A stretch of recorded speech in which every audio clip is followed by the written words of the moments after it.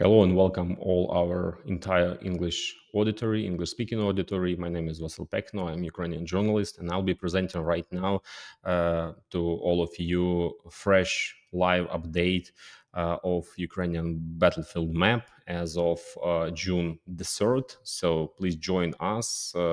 Share this video, subscribe to this YouTube channel, put your likes under this video, push this button, and also write your comments because I'll make some general assessment what is going on right now on the battlefield. But as for the start, I would like to show you one picture of one man. Let's take a look. First, I would like to kindly ask you for a moment to take a careful look at this detailed image right here of this man who is 37 years old and whose name, by the way, is Artem Timofeev. And according to Russian media reports, it was to him that the trucks that participated in the attack by the Security Service of Ukraine on the airfields of strategic aviation of the Russian Federation the day before yesterday were registered, as a result of which, as we already learned yesterday, 34% of Russian strategic aircraft were damaged. We know the details of how this operation took place. And now, well, at least Russian media are naming this man 37 years old. I'll repeat once more. This is Artem Timofeev. And in October of 2024 opened a sole proprietorship for freight transportation. It was at that very time, according to reports, that the operation by the Security Service of Ukraine also began to be prepared. In December, he purchased vehicles that later directly took part in the attack. All the drivers of the trucks have now been detained. All of them say the same thing, that unknown individuals contacted them along the way and told them where and when to stop. The drivers of these trucks did not know they were transporting drones. Timofeev himself has been declared wanted. Friends, the reason I'm starting with this and showing it to you is because this is a hero of our time. This is a person who was born in Donetsk, who lived in Kiev for a while, who visited Maidan and supported the revolution of dignity. However, a few years later, he actually moved to Russia, to the city of Chelyabinsk, and obtained citizenship there. And now, with the start of the full-scale war, he has clearly made his choice, if all of this is indeed true. But the heroes of our time need to be recognized and shown. And so, in fact, this man, if it is indeed him, Artem Timofeev, he is truly our hero, the one who led to the operation carried out by the security service. I reported this earlier, and yesterday in particular, Vasyl Malyuk and the agency also stated that our entire network of agents who directly carried out and executed this operation on the territory of the Russian Federation was withdrawn from Russian territory in advance. So I sincerely hope that this hero does too. Let them not show him to the public, but we will know that he played an important role in ensuring that the Russians lost the wing of their so-called nuclear triad. There is no longer a nuclear triad. Now there is some kind of nuclear duplex, or how should I put it? Who the hell knows? Well, in short, that's the story. I wanted to start with it because we need to know the heroes of our time. And now let's move on to the map. Let's talk about the Sumy region and the north of our country. Because here the Russians have made new changes on the deep state map, and there are further advances of enemy troops, including advances toward Kostyantynivka, and here is this settlement. Besides that, I have already mentioned earlier that it is quite likely that Konstakha is not so much under enemy control as it is that the enemy is present there. That is, they rush in there on various motorcycles, mostly with varying intensity. As the deep state analysts call this tactic, it's a rush practice, meaning a constant rush by the enemy that doesn't let you rest for even a second. If we describe the actions taking place there, as our soldiers recount, it can basically be described as non-stop, constant movement, constant pressure. Some attack, others come in, and that's how it all keeps happening. That's why yesterday's proposal from the Russian delegation at the negotiations in Istanbul actually looks extremely clumsy. They say, let's pause the fighting on certain sections of the front for 2 or 3 days. For 2 or 3 days, for what purpose? So you can bring in more cannon fodder and then be sure to capture settlements like that same Konstakha. Well, in short, they come racing in here on motorcycles. They rush into Oleksiivka as well. and there are small enemy groups that attack, put pressure on Andriivka and in the northern Sumy direction. The same story is happening in Novomykolaivka, Vodolahi, and Bilovodi. Right now, the two most impregnable lines for the enemy are actually Yablunivka and Yunakivka. These two settlements essentially operate as a single line, and on the approaches to them, heavy fighting is taking place because the Russians, once again, are trying to use tactics, how should I put it, Hamas-style raids to capture these two villages, but they are not succeeding. Why? Because the northern outskirts have been completely wiped out by Russian aviation, Russian artillery, and Russian drones. Completely wiped out, and physically, you know, it's like if you're trying to claw your way up, but there's nothing to grab onto, you can't hold on to anything. This is roughly the situation we're seeing now in Yunakivka and Yablunivka in the northern Sumy direction, over which the Russians are trying to fight. And as Deep State noted yesterday in their specialized post about the situation in the Sumy region, and I have also previously noted that one of the most dangerous directions developing for us is the settlement of Kotin. It is precisely there that the Russians are now very visibly focusing their main efforts. That is from the direction of that same Oleksivka. They are pressing towards Pisarivka. Kotin is from the direction of that same Kindrativka, pressing towards Pisarivka and Kotin. What is the logic behind Kotin? Well, the point is that if the occupiers actually enter it, they cut off the supply artery and, in fact, our entire section, essentially creating an operational encirclement over an area of about 20 to 25 kilometers to the northeast. That's why the enemy is pushing here. Will they succeed? I don't think so. I believe that somewhere along the line between Yunakivka and Kotin, the enemy will be simply forced to stop, although they certainly have advantages here. Why is it forced? Because you can't advance so deeply without securing and protecting your flanks and the advance itself. Accordingly, the Russians will be forced to spread themselves thin, to lose concentration, and this will lead to their offensives being less focused. This so-called rush tactic, as deep state analysts describe it, where in a kind of frenzy, groups are constantly replacing one another. This will no longer be happening, at least not with such visible intensity, if they continue to expand elsewhere along the border areas. By the way, for some reason we tend to overlook this, but it's worth noting that fighting is still ongoing in the area of Huyove and in the area of Loknya, although the latter is located on the Kushchina. Here our units continue to hold their positions and restrain the enemy, distracting them and stretching their resources, diverting their attention as well. And these are also actions that deserve to be properly highlighted, you know. But yes, our biggest problem in this entire area is that unfortunately we don't have enough people. The enemy has more than enough personnel. They can lose and expend them on an industrial scale, both in terms of manpower and resources. But we simply don't have enough people, and this is a major problem that our infantry faces in this direction. Even the drone operators say, it feels like we're doing everything necessary, but where is the infantry? Are they not here? And this isn't a complaint about the infantry itself, it's about the number of people who are able to hold these areas.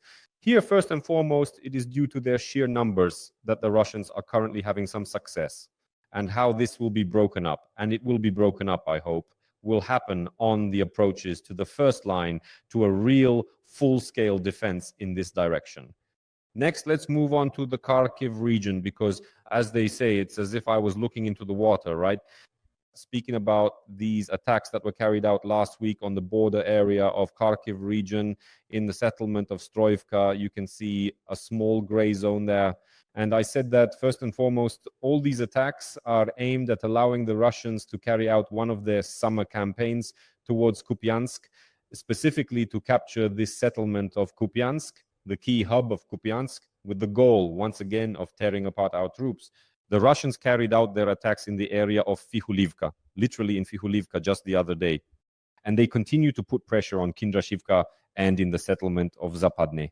All of this is not aimed at capturing bridgeheads on the right bank of the Oskil River. They don't need them at all, as they say. They need them so that our troops from here, from the Kupiansk area, will respond to threats and move accordingly to other directions, thereby weakening the defense of the Kupiansk bridgehead. That's what the Russians need. That's why they are putting pressure on many locations, including there towards Strovka and the state borderline of Ukraine. This is their main goal in such actions. For now, it's not worth talking about any success or, conversely, failure of the enemy. Let's put it this way. We're in a standby mode, waiting, observing, watching what's happening in the Kharkiv region, although without a doubt, our soldiers are not just waiting and observing. And they are holding on there with incredible determination, holding the line so as not to give the enemy any advantage in the Kharkiv region. Earlier, I also predicted, and in fact, that's exactly what's happening, that the Russians will undoubtedly try to stir up the south as well during their attacks, meaning Kherson. In Kherson, we are seeing yet another use of these experimental tactics of reconnaissance in particular, as reported by our soldiers. They say that instead of using Mavics to fly, since Mavics can no longer reach deep into Kherson for reconnaissance, the Russians are mounting large spools of fiber optic cable, big batteries, high-quality cameras, and a minimal amount of ammunition on FPV drones. Why? Because, well, it would be a waste not to use the FPV, since if you've already managed to fly deep into Kherson, why not strike with the FPV drone that has conducted reconnaissance, identified some positions, and then directed further strikes, either by other drones or by aviation using guided bombs? Well, it's like, it's just not right not to do it. That's why the Russians put a small charge on the FPV drone's warhead and carry out strikes on the Kherson region. Poor dear Kherson is on alert. Very seriously during these kinds of experimental tactics. Just remember how in the past, Russian drone operators in the Kherson region simply tested and trained new recruits by targeting civilian residents of Kherson. Now the Russians are testing these same kinds of new tactics here. But it's also worth noting that our aviation is also operating in the southern areas, the southern sectors. In particular, right now in the video, you can see how our MiG-29 aircraft is taking out an enemy drone command post operated by drone controllers in the temporarily occupied territory of our south. The MiG-29 launches a strike precisely at the UAV operator's command post, right into the very hut where they are sitting. And now, in fact, we will see the actual impact, the strike itself, and then the consequences of this hit. In reality, this is high-precision Western weaponry in the form of guided aerial bombs like the ASR Hammer or GBU-39. As you can see for yourself, they perform excellently. This kind of strike hits the target right on the mark, and our aviation here is trying to operate to the fullest extent possible. Every voice matters. Join our community, support independent journalism, and help us bring you the truth from Ukraine. Become a member of Ukraine Today. Join us now. By the way, just like in the Sumy direction, both in the south and in the north, where we clearly lack infantry, since the main forces are concentrated on the Eastern Front, and that makes sense. Other technical means help there, such as aviation or, well, certain drone units, although drone operators are actually very much needed right now, both in the Donetsk direction, which remains and continues to be the main focus of the enemy's efforts.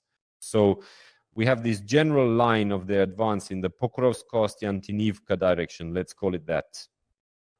I have always said that this line, this penetration into our defenses is dangerous for several reasons. First of all, because from here, the Russians gain a certain perspective for advancing both toward Kostyantynivka as well as toward Mirnohrad, Pokrovsk, and, for example, westward in the direction of Dobropilya. However, right now, it really seems that the moment is approaching when they will have to choose when and where to move, whether it will be Pokrovsk or Kostyantynivka. Accordingly, based on these two considerations, it is obvious that soon the Russians will be forced to choose the direction of their main offensive. Well, in other words, it's unlikely to be Dobropilya. It's unlikely that the Russians will continue to expand further in the direction of Dobropilya. Most likely, the choice will be either Kostyantynivka or Pokrovsk-Mirnohrad as the main location where they will focus their efforts. By the way, we shouldn't rule out the possibility that the enemy who is pressing forward, you can see a bunch of arrows here in the southwest of Pokrovsk, a bunch of arrows, especially as they approach the Dnipropetrovsk region. It's just that now, for some reason, it's no longer fashionable in the media to talk about how many kilometers or a kilometer and a half the enemy has advanced. People have stopped running around with rulers measuring how close they are getting to the Dnipropetrovsk region. Why? Because it stopped being a Kremlin narrative, which unfortunately often gets picked up and spread by our own media. Now, this is no longer necessary as a narrative for the Russian Federation, and so they no longer use it. Accordingly, and unfortunately, we have to admit, our own media no longer make such statements either. But that doesn't mean the danger has disappeared. Let's put it this way. The enemy still has the prospect of advancing toward cutting off the road to Pokrovsk and Mirnograd, and also of isolating the area from the northern sector.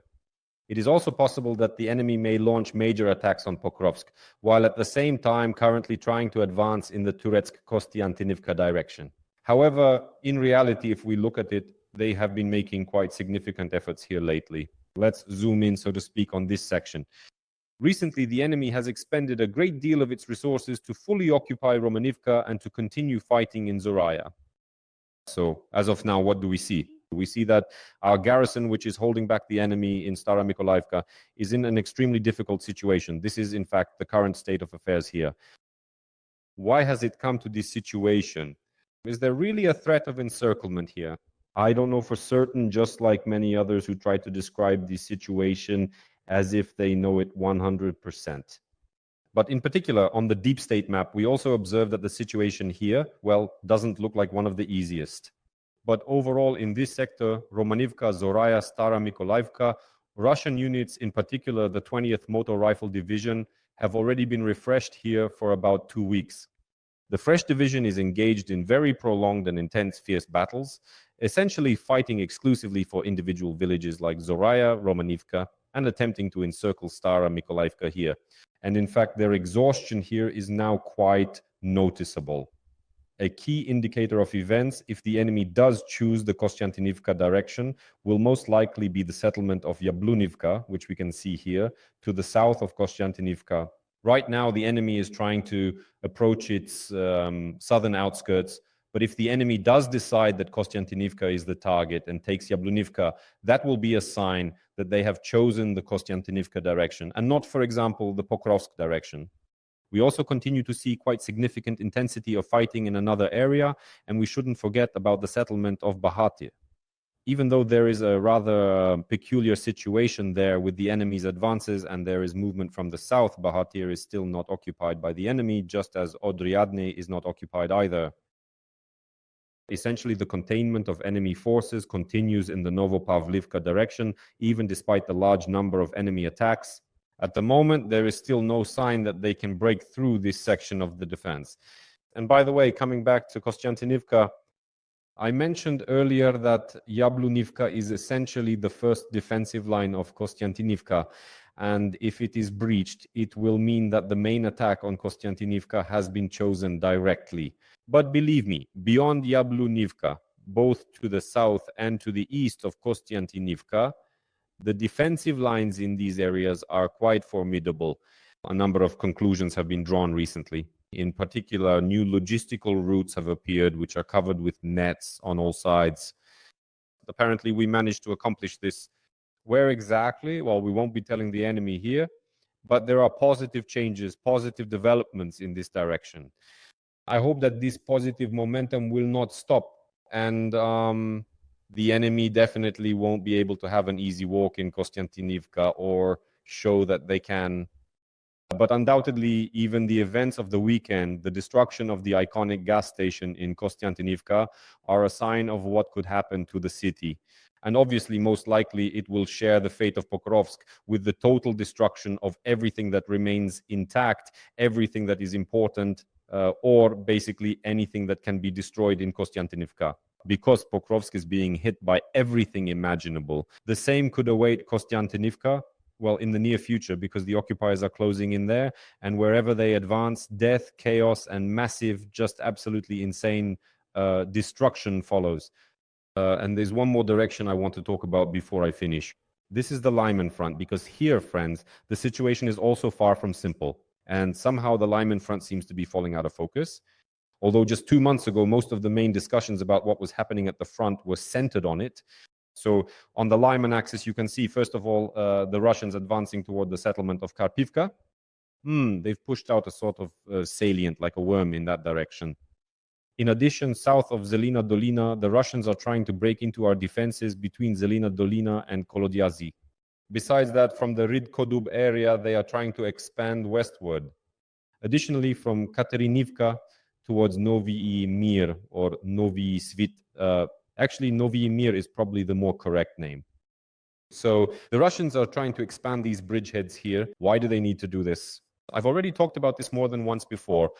The logic behind these actions is to isolate another section of our Oskil bridgehead, to advance to the left bank of the Oskil at some point in order to isolate the bridgehead on the right bank, on the left bank of the Oskil into three sections, Kupiansk, Vuzlovi, Borova, and Lyman, and then to cut the big elephant into small pieces and try to swallow it. These are the main objectives the enemy is currently trying to accomplish here. However, despite the negative trend here in the Lyman direction, it is still worth acknowledging that the 20th Combined Arms Army, which is conducting its offensive operations here, has recently shown a decrease in the intensity and number of attacks and assaults, as well as a significant slowdown in the pace of their advance, which is noticeable even to the naked eye. So that's the situation at the front, friends. On that note, I will clearly put an end to today's review. Thank you for your attention. I wish you to take care of yourselves. Well, until we meet again.